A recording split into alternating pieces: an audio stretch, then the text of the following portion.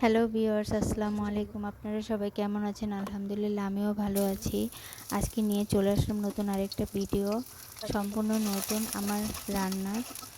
এখানে আমি প্রথমে ছোলা সিদ্ধ করে নিয়েছি, তার সাথে দুটো আলুও সিদ্ধ করে নিয়েছি। এখন আমি কড়াতে সরিষার তেল দিয়ে নিব, তার সাথে আমি পেঁয়াজ কুচি, মরিচ কুচি দিয়ে কিছুক্ষণ তেলে নিব।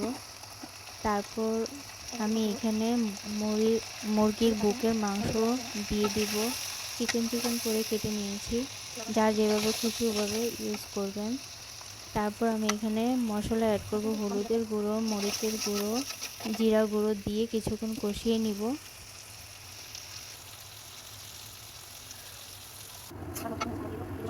কষানো হয়ে গেলে তারপর তেলে দিব প্রয়োজন করা টমেটো।